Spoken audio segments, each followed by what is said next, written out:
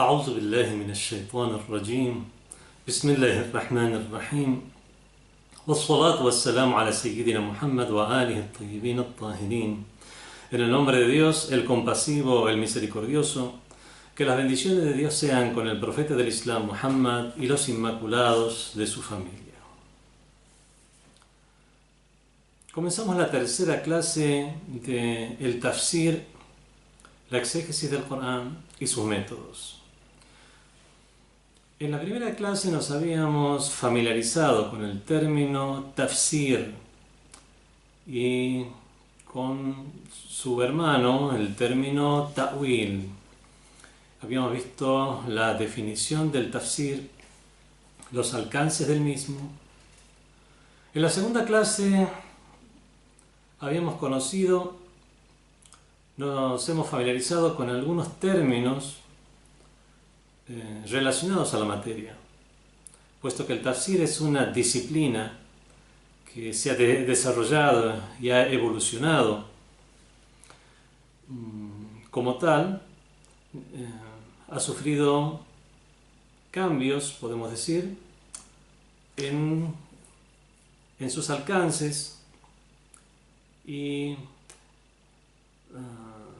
hay diferentes métodos mediante los cuales ha sido encarada esta disciplina y nos hemos familiarizado con lo que son los fundamentos, los principios, los fundamentos del tafsir, los principios del tafsir, las reglas del tafsir y asimismo los métodos, orientaciones y tendencias del tafsir, los diferentes tipos de tafsir que hay y asimismo las diferencias entre las escuelas del tafsir y el tafsir de las escuelas islámicas. En esta tercera clase vamos a tratar el tema de la necesidad del tafsir. ¿Realmente existe una necesidad de hacer tafsir o explicación del libro sagrado? Dice el Sagrado Corán: A'udhu billahi minash shaitanir rajim, bismillahir rahmanir rahim. Hada bayanun linnas. Este es un bayán, es una explicación clara para la gente. Sadaqallahu al-aliyyul azim. Desde que el mismo Corán nos está diciendo que el Corán es una explicación clara para la gente, ¿hace falta que venga un sabio a imponernos su propio punto de vista? Realmente aquí hay un tema que es bastante serio y puede llegar a convertirse en grave si se abre la puerta a las interpretaciones personales, sin ningún método avalado, sin ningún método avalado académicamente. Por ejemplo, alguien que no sepa el idioma árabe, querer hacer una interpretación del Sagrado Corán en base a las 5 o 6 traducciones del Corán que hay en castellano, siendo que hasta hoy en día no hay ninguna traducción del Sagrado Corán que esté exenta de errores, en el sentido que puede ser corregido mucho más todo lo que hay, si bien hay algunas traducciones que son mejores que otras, mejores en el sentido que nos acercan más los significados del Sagrado Corán.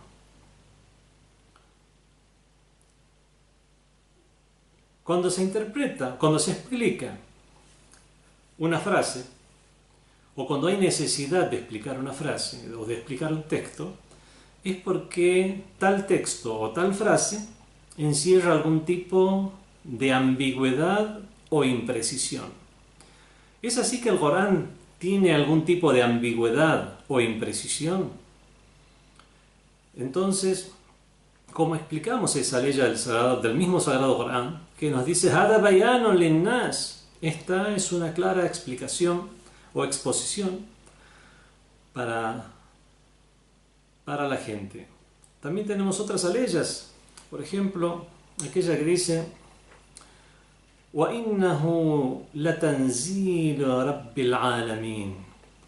Ciertamente que él, el Corán, es una revelación del Señor del Universo. Y sigue hasta que dice بِلِسَانٍ عَرَبِيٍّ مُبِينٍ, revelado en una lengua árabe mubin, clara. Otra ley del Corán nos dice: وَنَزَّلْنَا عَلَيْكَ الْكِتَابَ, e hicimos descender paulatinamente sobre ti el libro, تِبْيَانًا لِكُلِّ شَيْءٍ, como explicación o como aclaración de toda cosa. Teniendo en cuenta estas aleyas, ¿cómo podemos llegar a explicar la necesidad de un tafsir del Sagrado Corán? Se han dado varias respuestas que no necesariamente se contradicen, pueden ser todas válidas. Se ha dicho que, por ejemplo, el Corán necesita explicación ya no por una necesidad intrínseca que tenga el mismo Sagrado Corán, sino una necesidad extrínseca, o sea, por factores externos al mismo Sagrado Corán. Ya vamos a ver a qué nos referimos con eso. Pero el Corán en sí mismo no necesita explicación. Son factores externos que después, por cuestiones históricas, por cuestiones de tendencias que han surgido, también se ha dicho que realmente puede existir también una necesidad por algunas cuestiones del mismo Sagrado Corán que deben ser explicadas. Así que ahora vamos a proceder a tratar este tema, si la necesidad de una explicación del Sagrado Corán es intrínseca o es extrínseca. Es evidente que hay una necesidad de una explicación del Sagrado Corán, puesto que vemos la realidad, ¿no? Y la mejor demostración es lo que ha sucedido en la historia, que diferentes sabios, diferentes corrientes, diferentes personas, diferentes sabios de una misma corriente incluso a lo largo de los tiempos, han tenido una comprensión diferente de lo que es el Sagrado Corán, lo cual nos da la pauta de que hay una necesidad de una explicación del Sagrado Corán, y en todo caso nos resta saber si las necesidad es intrínseca o es extrínseca.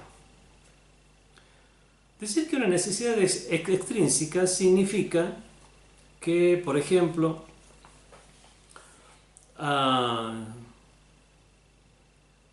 consideramos la diferente evolución que ha tenido el idioma árabe, el idioma de aquellos a quienes el Corán se dirigía. Los mismos árabes, su idioma se ha visto influido por no solamente no árabes que después han ingresado al Islam, sino que incluso otros clanes, tribus, pueblos árabes que al convertirse al Islam han incorporado sus propios dialectos a lo que es esa gran naciente civilización, como es la civilización del Islam. Hay unas cuestiones también que ya tienen que ver con términos que se ha ido adoptando, incluso en las primeras épocas, en los albores del mismo Islam. La forma en que el Sagrado Corán utiliza ese árabe claro, dirigido a sus interlocutores, en un espacio de unos cuantos años, los mismos árabes se han encontrado con que algunos términos han asumido una acepción especial. Por ejemplo, la palabra salat, que es como la traducimos hoy en día, como el rezo u oración, en los principios del Islam, salat era lo mismo que dua, súplica. Solo que después el salat es esa súplica en especial, esa forma de dirigirse a Dios en especial, ese rezo en especial que consiste de una serie de movimientos, como lo conocemos, como se conocen hoy en día, que es el rezo de los musulmanes. O por ejemplo, la palabra saum. La palabra saum hoy en día significa ayuno. En los albores del Islam significaba simplemente abstenerse, o sea, abstenerse de comer y beber. Pero es un tipo de abstención en especial que ha adquirido la forma de abstenerse de comida y bebida por una cuestión ritual dentro del Islam y sobre todo lo obligatorio en un mes en especial que es el mes de Ramadán. O sea, ya su origen, que era abstención, ya no se tiene en cuenta, no lo tiene en cuenta el interlocutor. O por ejemplo la palabra hajj. La palabra hajj, que hoy se traduce, cualquier musulmán sabe que el hajj es la peregrinación a la Meca. Y únicamente a la Meca. Hay otro tipo de peregrinaciones, entre comillas, visitas religiosas a lugares sagrados. Pero el hajj es la peregrinación con mayúsculas, es la peregrinación propiamente dicha a la sagrada ciudad de la Meca, en un tiempo en especial, con unos rituales en especial. Entonces, ya no es simplemente una visita, o no cualquier visita, sino una visita en especial, una visita con tenor religioso en especial, con unos ritos en particular. Vemos si esto sucedió en el mismo idioma en el que era revelado el Sagrado Corán en las primeras épocas. Imaginemos la evolución que ha tenido el idioma ya incluso en épocas posteriores, que hacían que la gente normalmente no hablara ya usualmente con los términos que empleaba, con algunos de los términos que empleaba el Sagrado Corán, por lo tanto necesitaban una explicación. No árabes que se hicieron musulmanes, aprendieron el idioma árabe, pero generalmente lo que aprendían del idioma árabe era más lo que usaban, lo de uso diario, comprar, vender, preguntar sobre la edad, y de esta manera vemos que ha quedado una necesidad de explicación, por lo menos en lo relacionado a algunos términos y algunas metáforas y usos metafóricos que se usaban en un tiempo y después dejaron de usarse, o por lo menos en algunas zonas no se comprendía muy bien. Esto, por ejemplo, es la explicación de lo que es una necesidad extrínseca, o sea, son factores externos al mismo texto del Sagrado Corán. Otras explicaciones que podemos dar también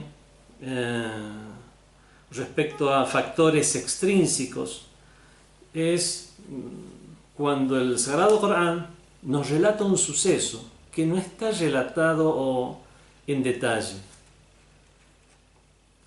El Sagrado Corán, recordemos que fue revelado a lo largo de 23 años, no fue revelado de una sola vez, fue revelado de manera gradual al profeta del Islam por diferentes motivos. Había una necesidad de la sociedad, había alguna cuestión que debía resolverse, o simplemente ya habían madurado lo suficiente los musulmanes para que le fueran reveladas algunas cuestiones y nociones ya más acordes a la evolución de identidad que habían tenido. A veces eran reveladas a ellas después de un suceso, como por ejemplo aquella que dice A'udhu billahi minash shaitanir rajim: وَإِذْ يَعِدُكُمُ اللَّهُ إِحْدَى الطَّائِفَتَيْنِ أَنَّهَا لَكُمْ وَتُوَدُّونَ أَنَّ غَيْرَ ذَاتِ الشَّوْكَةِ تَكُونُ لَكُمْ. Y recordad cuando Dios os prometió, o sea, prometió la victoria. Os prometió la victoria por sobre uno de esos dos grupos. أَنَّهَا لَكُمْ, tendrías la victoria. وَتَوَدُّونَ, y ustedes deseaban أَنَّ غَيْرَ ذَاتِ الشَّوْكَةِ تَكُونُ لَكُمْ. Y ustedes deseaban deseabas enfrentaros con aquel grupo que era menos espinoso, que no era el espinoso. O sea, no había un combate, Y era mucho más fácil enfrentarse a ese grupo. وَيُرِيدُ اللَّهُ أَن يُحِقَّ الْحَقَّ بِكَلِمَاتِهِ. Pero Dios quiere concretar la verdad, verificar la verdad con sus palabras. Vemos que si una persona lee este texto y no conoce de la historia del Islam o no conoce de las causas de revelación, no lo va a entender porque no hay una explicación posterior de quiénes eran estos dos grupos, siendo uno espinoso enfrentarse con ellos y el otro no era espinoso enfrentarse con ellos. O sea, uno era un poco difícil por una cuestión de habría enfrentamiento, combate, tal vez ser herido en la lucha, ser muerto en la lucha. En cambio el otro no existían todos estos peligros. ¿A qué se refiere esta ley? ¿Cómo entendemos esta ley del Sagrado Corán sin conocer la historia o las causas de la revelación? Que esto también forma parte de la explicación que da un exégeta. El que conoce la historia del Islam sabe que se refiere esta ley al primer enfrentamiento que hubo en la historia del Islam. A los musulmanes habían sido perseguidos, asesinados. Aquellos que no tenían el apoyo de un gran clan por detrás eran asesinados. Aquellos que tenían el apoyo de un gran clan, como el mismo profeta que tenía el apoyo de su clan, los hashemitas aún así eran boicoteados, como cuando tuvieron el boicot de 3 años en la quebrada de Abu Talib, cuando fueron confinados a vivir ahí, siendo el clan con más prestigio de la Meca.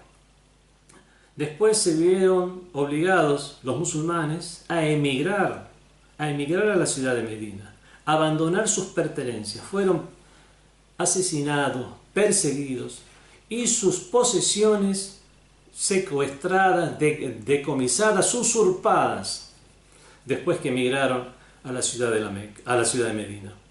Emigraron a la ciudad de Medina, dejaron todas sus cosas. Los idólatras, todas esas cosas que habían dejado, vasijas, alfombras, cosas de valor, las tomaron e hicieron y querían llevarlas para venderlas a Siria. Era la época en la cual salían las caravanas para abastecerse de provisiones, para hacer comercio con otras comarcas, y era la época en que las caravanas se dirigían al norte. A veces las caravanas se dirigen al norte, a veces se dirigen al sur, y esto lo vemos en la ley que dice "Ila fi Quraysh ilafihim rihlat ash-shita'i was-sayf", por los viajes en caravanas de Quraysh, en los viajes que realizaban tanto en invierno como en verano. Bueno, tocaba que se realicen estas caravanas de comercio a las zonas del norte, a las zonas de Siria. Y habían hecho una caravana especialmente con las cosas que habían usurpado de los musulmanes que habían emigrado. Y esto era algo que se conocía, ya se sabía, había emisarios, viajeros que les habían contado esto a los musulmanes. Y los musulmanes se quejaron ante el profeta del Islam. ¿Por qué no nos permites luchar, combatir a los incrédulos? Hasta entonces no había una autorización para luchar y combatir. El Islam era muy débil. Entonces llegó la aleya del Sagrado Corán,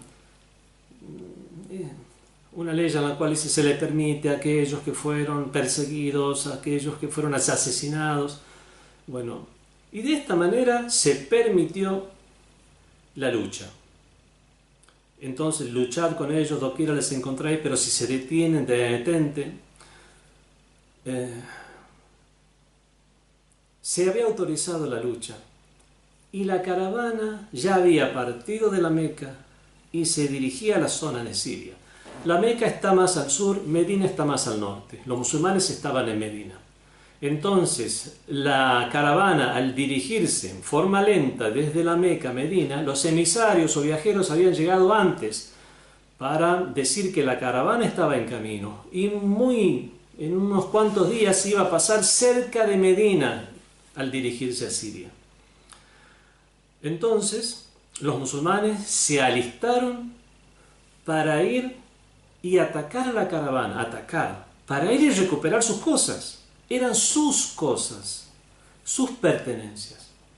Los incrédulos que estaban en la Meca se enteraron de este plan y entonces ahí decidieron formar un ejército para terminar de una vez con todas con todos estos rebeldes. E hicieron un ejército que rápidamente se alistó para ir a combatir contra los musulmanes. Entonces tenían este grupo de soldados con armas, bien equipados, que eran muchísimas más, eran aproximadamente unos 1000 y tantos soldados, mientras los musulmanes no tenían más de 300 combatientes. Este era uno de los grupos con los cuales los musulmanes podrían enfrentarse. Este era el grupo espinoso. Y la caravana era una caravana simplemente, habrá tenido unos cuantos guardias. Entonces era mucho más fácil llegar y además tomar legítimamente sus propias posesiones y pertenencias. Entonces dice el Sagrado Corán: وَإِذْ يَعِدُكُمُ اللَّهُ, y cuando Dios os prometió, إِحْدَى الطَّائِفَتَيْنِ أَنَّهَا لَكُمْ, que tendrías el triunfo sobre uno de estos dos grupos. وَتَوَدُّونَ أَنَّ غَيْرَ ذَاتِ الشَّوْكَةِ تَكُونُ لَكُمْ, y vosotros en vuestro interior deseabais que les toque la que no era espinosa, o sea, que les toque la caravana que llevaba sus pertenencias. وَيُرِيدُ اللَّهُ أَن يُحِقَّ الْحَقَّ, pero Dios quería que se verifique la verdad. Y es así que tuvieron el enfrentamiento con el ejército de los incrédulos, que a pesar que los triplicaban en número, tenían 600 camellos, mientras los musulmanes tenían 2 o 3. ¿Qué más?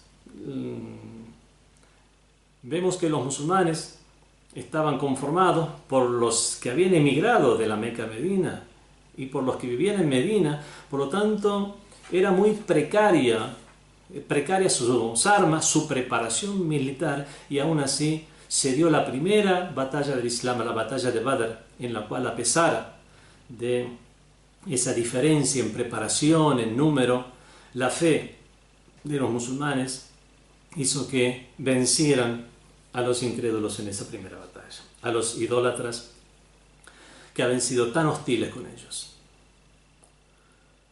Entonces, después de conocer esta historia, podemos comprender esta ley. Cuando Dios os prometió uno de los dos grupos y vosotros deseabais que os tocara el menos espinoso, ahora podemos llegar a comprender esta ley.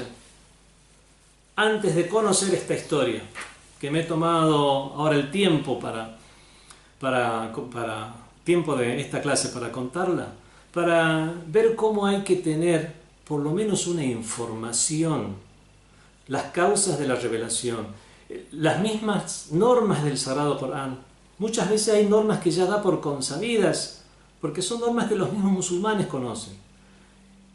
Entonces, el Sagrado Corán, el texto del Sagrado Corán, algunos dicen que esto no es una necesidad intrínseca, porque el texto es claro, pero hay necesidad extrínseca, porque musulmanes que no vivieron lo que los primeros musulmanes vivieron no van a comprender tan fácilmente, al contrario, van a necesitar una explicación, alguien que les cuente esa historia. Esto sería una necesidad extrínseca. ¿Qué sería una necesidad intrínseca?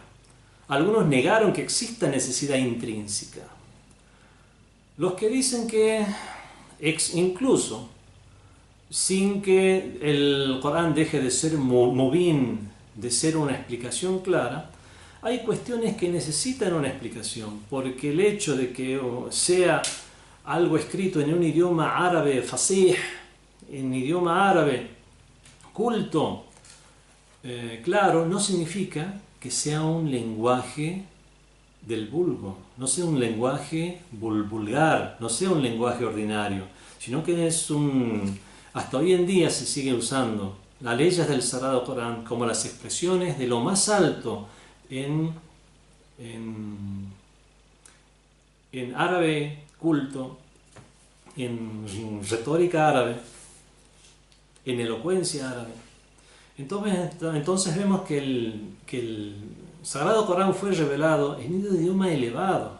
Bueno, es claro para aquellos que conocen el idioma. Y aún así, puesto que el Corán, como ya hemos visto en las clases anteriores, tiene un aspecto aparente y un aspecto oculto, lo que es más claro, el primer nivel, lo pueden comprender las personas comunes a quienes iba dirigido el texto del Sagrado Corán en las primeras épocas de la revelación.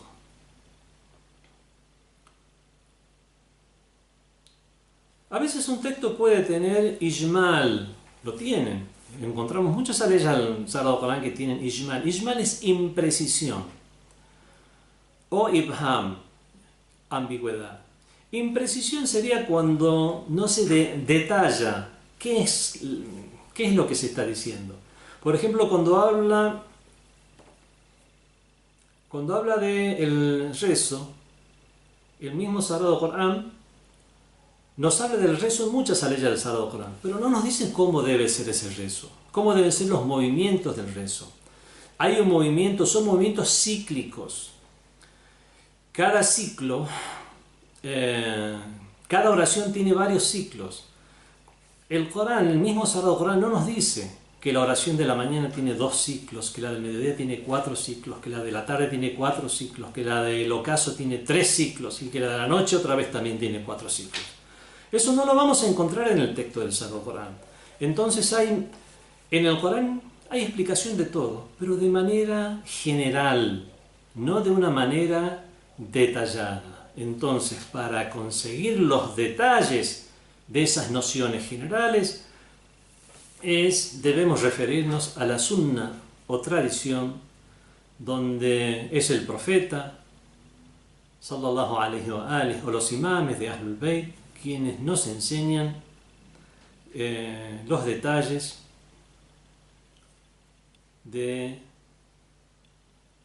no precisados en el texto del Sagrado Corán. Con respecto a esta imprecisión o generalización, bueno, como ya dije, hay cuestiones relacionadas al rezo, al salat, también relacionadas al hajj. وَلِلَّهِ عَلَى النَّاسِ حَجُّ الْبَيْتِ, y corresponde a Dios como una obligación para la gente realizar la peregrinación, el hajj, pero el mismo Sagrado Corán no dice cómo es la realización de la peregrinación.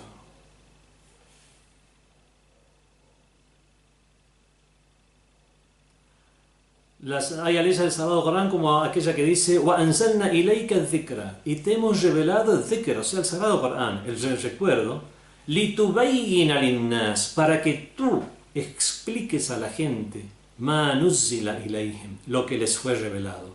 Entonces es una función del profeta del Islam, del mensajero de Dios, explicar en detalle lo que fue revelado. En la Sura Al-Qiyamah encontramos que dice ثُمَّ إِنَّ عَلَيْنَا بَيَانَهُ. Cuando habla del Sagrado Corán dice, y luego a nosotros nos corresponde su aclaración o su explicación. Está hablando de la revelación del Corán y dice, y luego a nosotros nos corresponde aclararlo o explicarlo. El mismo Sagrado Corán, de eso con respecto a la necesidad a una necesidad intrínseca, como aquellos defensores de la existencia de una necesidad incluso intrínseca, no solo la extrínseca, de una explicación para el Sagrado Corán. También tenemos las aleyas que tienen imprecisión o son generales, y están las aleyas que son mutashabiha, que son alegóricas. El mismo Sagrado Corán, como ya hemos leído en clases anteriores, está la ley del Sagrado Corán que dice A'udhu billahi minash shaitanir rajim, minhu ayatun muhkamat. En el Corán, hay aleyas que son determinantes. Hunna ummul kitab, son la matriz del libro. Wa ukharu mutashabihat, y hay otras que son alegóricas. Entonces, el mismo Sagrado Corán nos dice que hay aleyas que son la matriz del libro, que son la referencia, y hay otras que son alegóricas, que hay que, en base a las aleyas que son determinantes, que son la matriz del libro, hay que tomarlas como referencia para poder llegar a comprenderlas.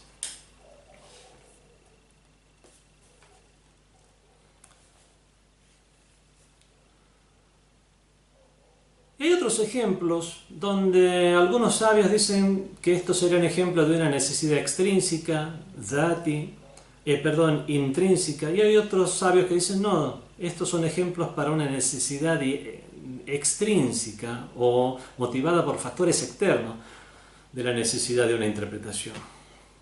Como aquella del Sagrado Corán que dice: "A'udhu billahi minash shaitanir rajim, ya ayyuhal insan", oh humano, oh ser humano, innaka kadihun ila rabbika kadhan, tú realizas un esfuerzo sobremanera para alcanzar a tu Señor.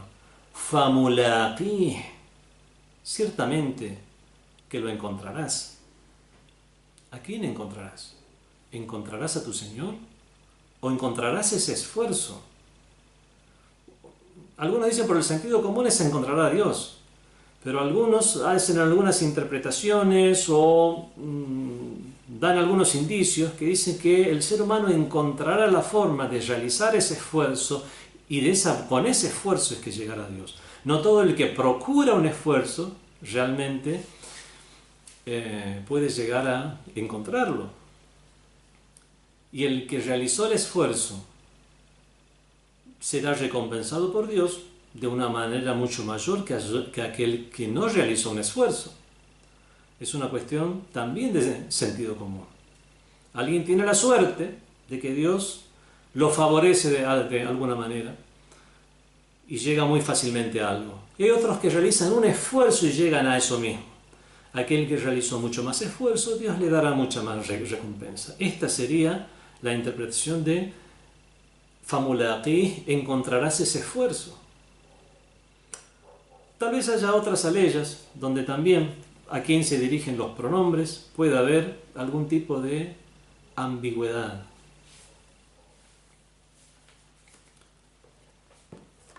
Hay otras que esto es algo simple como para simplemente mencionar a dónde vuelve un pronombre, pero hay otras que son un poco más complicadas, como aquella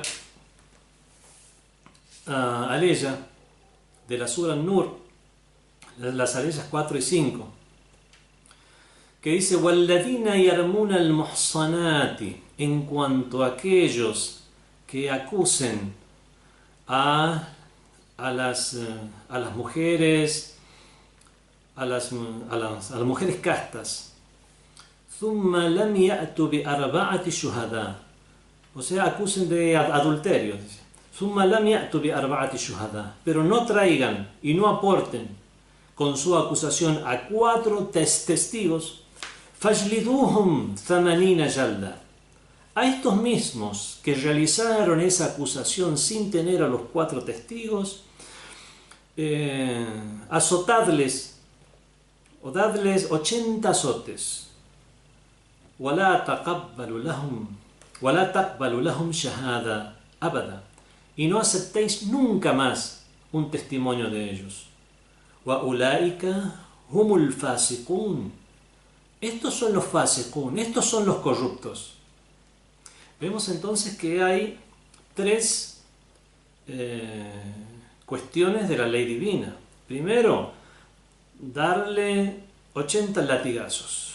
3, en el futuro no aceptar el testimonio de estas personas para ninguna cuestión, caso, para nada que tenga que ver con la ley islámica. Y tercero, son declarados fasiqun, son declarados corruptos.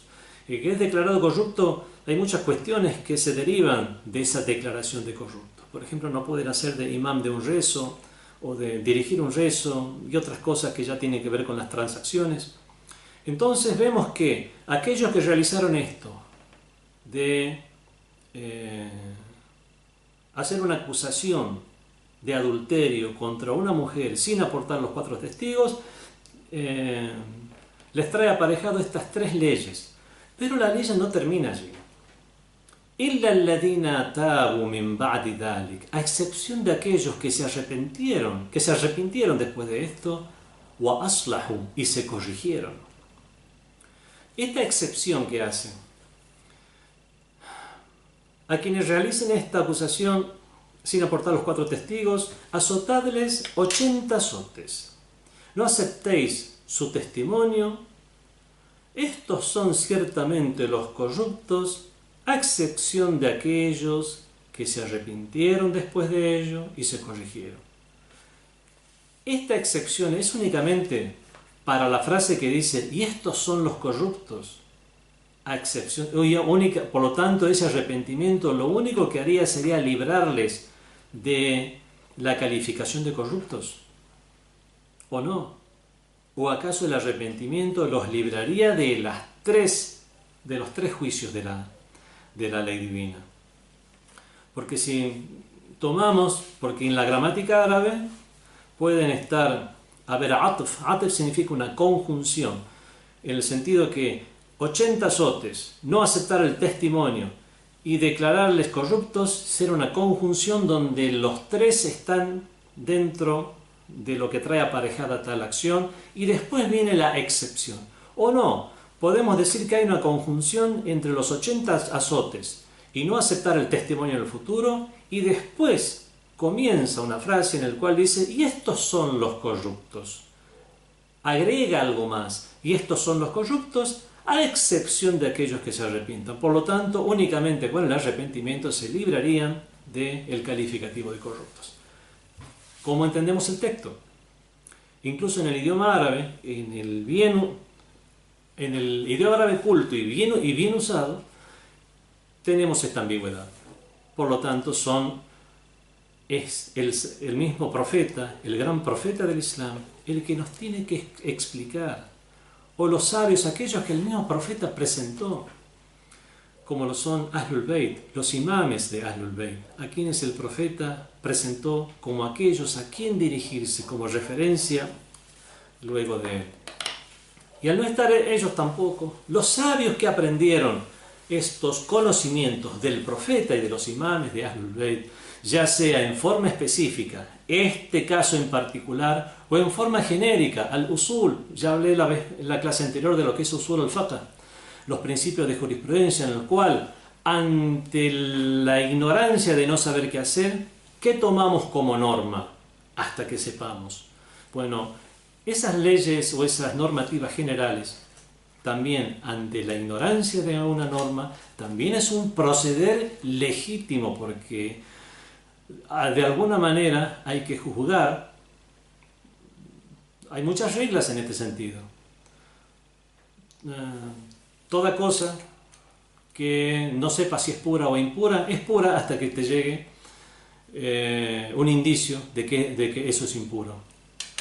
Me acaban de dar esto, no tengo una certeza de que esto está impuro, pero según esta regla, todo es puro hasta que sepas que está impuro. Hay una discordia entre 2 personas, 2 hermanos, donde por una casa, cada uno dice que heredó esa casa. Hay uno que está viviendo en esa casa y el otro no está viviendo en esa casa. Hasta que se solucione el juicio, hasta que lleguen los testigos a quien se la damos. Hasta que eso corre la regla de mano, qa'idatul yad. El que está allí, que siga estando allí, hasta que veamos el caso. Y si no se soluciona nunca el caso, seguirá estando allí. Eso se llama regla de mano. Y asimismo, sin conocer específicamente la obligación, estos usul también nos fueron enseñados por el profeta, por los imames de Ahlul Bayt, en diferentes hadices, y eso ya se estudia en una disciplina aparte que es usul al-fiqh. Entonces, el sabio lo que hace es, ante la ambigüedad, asimismo como hay usul del fiqh, hay principios de la jurisprudencia, hay principios del Corán, y esos principios también tienen que ser avalados y acreditados. ¿Y qué es lo que nos acredita o nos avala ese conocimiento? Esa es otra discusión. ¿Es solamente el Sagrado Corán que podemos tomar como fuente? ¿O son los hadices pero acreditados después de haber hecho un estudio aparte para ver que son acreditados o no? Como dicen los seguidores de la escuela de Ahlul Bayt, el aql o el intelecto interviene también. Hay otras escuelas que dicen no, el intelecto no puede intervenir aquí, es simplemente Corán, hadith y algunas otras fuentes, pero no el intelecto. Por lo tanto, esa es otra discusión también. Entonces, podemos dejar esto simplemente a gusto y paladar de una persona que simplemente se crea que es lo suficientemente culta como para entender el texto del Sagrado Corán, desconociendo muchas disciplinas que nos dan unos resultados que tomamos como postulados para hacer estos estudios del tafsir. Ha habido personas intelectuales del Medio Oriente, por ejemplo, que han dicho frases como la siguiente. Han dicho Abu Zar, un gran compañero del profeta, Ridwanullah ta'ala alayh. Pero Abu Zar era un beduino.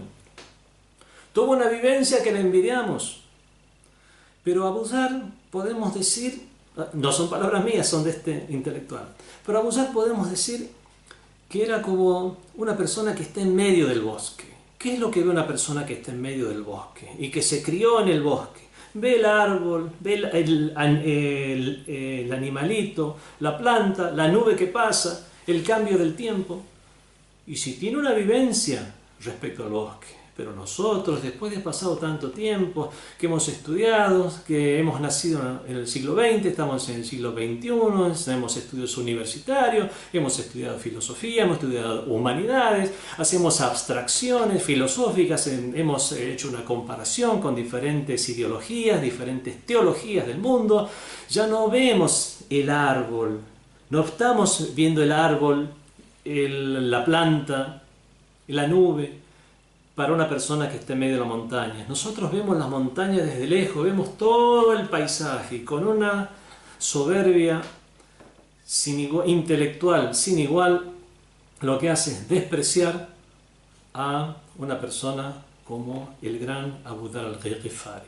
Y pone como ejemplo, el peor ejemplo que pudo haber puesto, con todos los hadices que tenemos, del nivel gnóstico que tenía Abu Dhar al-Ghifari.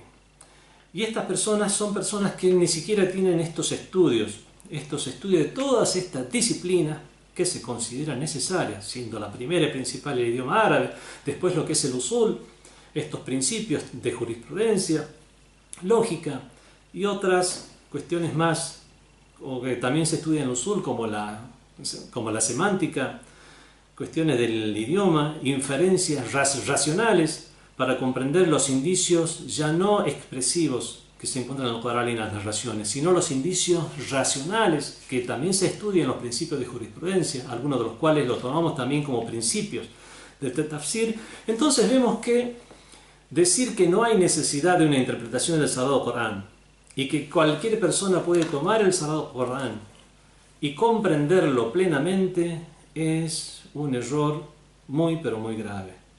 No estamos diciendo que nadie debe leer el Sagrado Corán, todo lo contrario, tiene muchas bendiciones leer el Sagrado Corán. Una persona en su propio nivel puede aprovecharse muchísimo del Sagrado Corán. Cada persona que lee el Sagrado Corán con atención, que lee realmente teniendo la intención de comunicarse con Dios, Dios le habla a esa persona a través del Sagrado Corán. Pero una cosa es tomar el Sagrado Corán de esa manera para tener un beneficio espiritual, tener un contacto con Dios, y otra cosa es extraer normas, para decir normas de jurisprudencia o nociones teológicas, porque de esta manera aquella persona que no tiene ese conocimiento histórico, causas de revelación, un conocimiento pleno de lo que es la jurisprudencia islámica y de lo que es la teología islámica explicada por quienes tienen la acreditación para hacerlo, como es el profeta, los imames de Ahlul Bayt y aquellos que aprendieron de ellos, entonces lo único que harán será como dijo el profeta del Islam respecto a aquellos que se adelantaron a Ahlul Bayt, se desviaron, y aquellos que se rezagaron de ellos se desviaron también. Lamentablemente muchos por esa misma actitud de alejarse de los imames de Ahlul Bayt cayeron en nociones extremistas, y hoy vemos lo que está causando ese extremismo a causa de nociones difundidas de estos, no sé cómo llamarlos porque nunca fueron sabios, y que extrayeron nociones del Sagrado Corán tan superficiales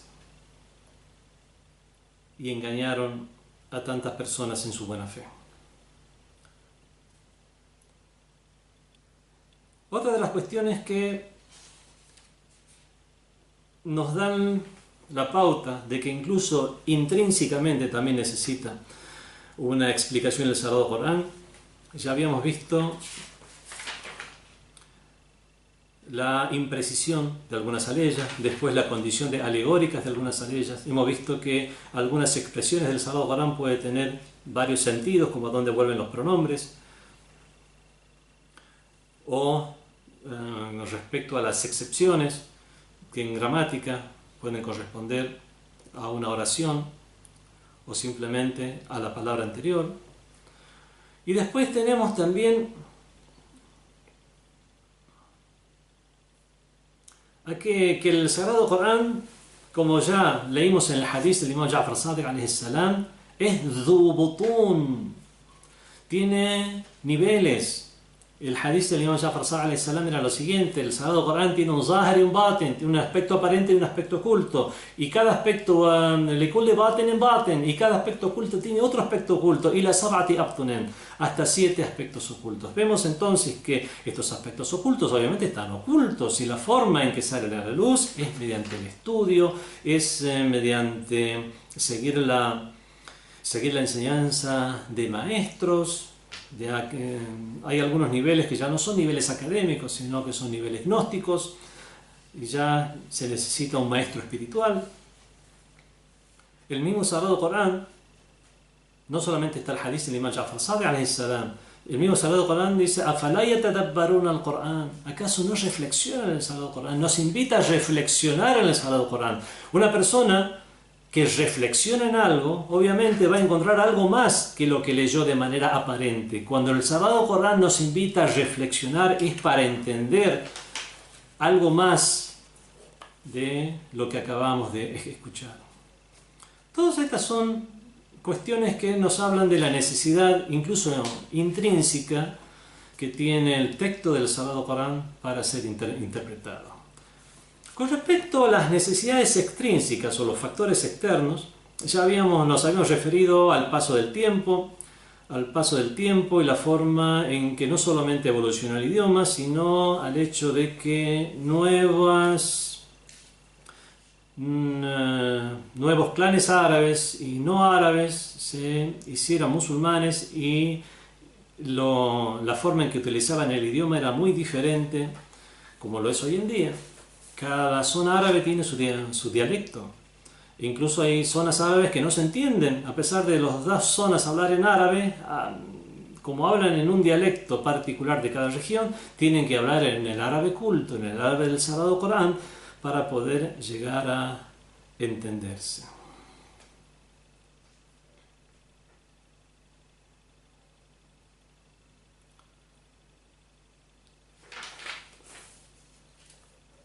Otra de los factores extrínsecos, podríamos decir, que está en la debilidad literaria de los interlocutores. Ya habíamos hecho alusión a esto, que el Sagrado Corán no es un libro simple o escrito de manera muy simple, sino que está escrito en un árabe culto con usos literarios muy elevados, de manera tal que hasta que hoy en día sigue siendo usado como un ejemplo a las metáforas que se usan en el Sagrado Corán, a la forma de adelantar o atrasar un concepto, lo cual representaría un énfasis, por ejemplo, en algún punto en particular. Cuestiones de la elocuencia, de la red retórica, que una persona común necesita conocer en profundidad del idioma para comprender. Entonces ya no estaría el problema en el texto, sino en el nivel intelectual del interlocutor, y es por eso que es llamado un factor extrínseco o por factores externos. Después están los sucesos, las cuestiones que se suceden por el paso de los tiempos. Ya no depende del texto del Sagrado Corán, sino porque hay un cambio y una evolución en la civilización, lo cual hace que se necesite extraer del Sagrado Corán, y aquellos sabios que saben, como el mismo Sagrado Corán nos dice, Tibyanan likulli shay, hay explicación y aclaración para todo, solo que de manera general Los sabios son los que, a partir de todos estos principios, todas estas normas, todos estos estudios que han realizado, estas orientaciones del profeta, de los imames, de las inferencias racionales, pueden llegar a inferir las normas necesarias para las cuestiones modernas, las cuestiones que van evolucionando o apareciendo con la evolución de la humanidad.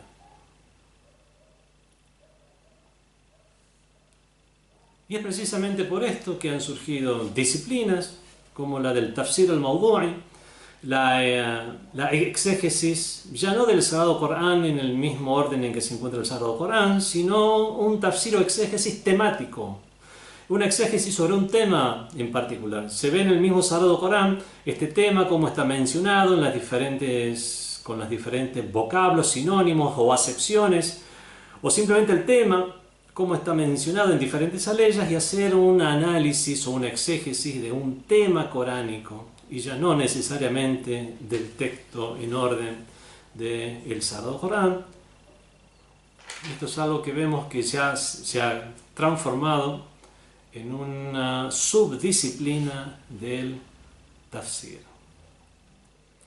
El mismo Sagrado Corán explica estas transformaciones. Dijo el imam Ja'far Sadiq alayhi salam: Inna lillahi tabaraka wa ta'ala, ciertamente que Dios, Inna Allah tabaraka wa ta'ala, ciertamente que Dios, glorificado sea, bendito sea, lam yaj'alhu, no lo dispuso al Corán, li zamanin duna zaman, no lo dispuso para un tiempo en particular y no para otro, wala li nasin duna nas, y no para unas personas en particular dejando de lado a otras, fahuwa fi kulli zamanin jadid, y es por eso que en cada tiempo se me muestra como nuevo, wa inda kulli qawmin ghaddun ila yawm al-qiyamah, y de la misma manera lo hace ante los diferentes pueblos, y esto será así hasta el día del juicio final.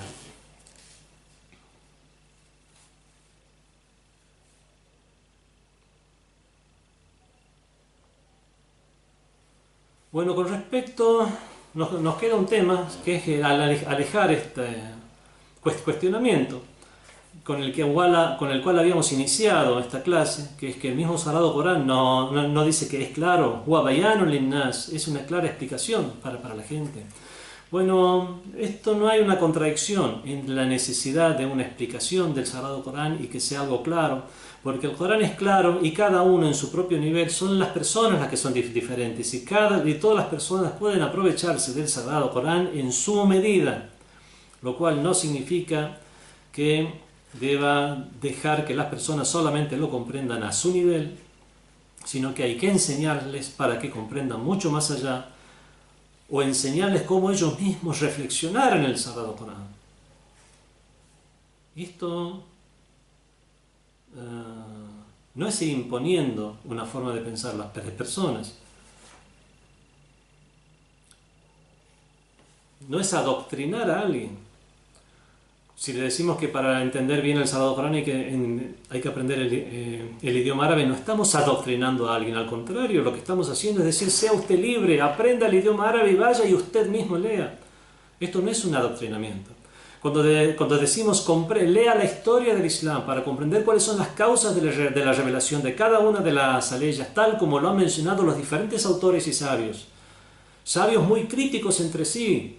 Por lo tanto, vemos que por ese mismo espíritu de ser críticos unos de otros con respecto a un tema tan serio como es el Sagrado Corán, no han dejado algo al azar como considerar una causa de la revelación sin ninguna prueba, sin ninguna base. No, asumen este tema desde diferentes ópticas: histórico, de las narraciones, comparación de unas aleyas con otras aleyas del Sagrado Corán. A veces se puede decir que, por ejemplo, el Sagrado Corán es recurrente en alguna de las historias, como la historia de Moisés, que la cuenta de diferentes maneras, en diferentes suras, y vemos que aún así, a pesar de ser la misma historia, es narrada con un aspecto diferente, como para que sea más acorde al mensaje que quiere dar en esa sura en particular. Todo esto, obviamente, sin dejar de ser claro, el Sagrado Corán tiene un mensaje que, como dice el Sagrado Corán, ¿afalá yatadabbarún? ¿Acaso no van a reflexionar? Esta reflexión ya es una reflexión a conciencia y a sabiendas. Y rogamos a Allah subhanahu wa ta'ala que nos brinde el mayor conocimiento para reflexionar lo más posible en las elevadas nociones del libro sagrado. Wassalamu alaikum wa rahmatullahi wa barakatuh.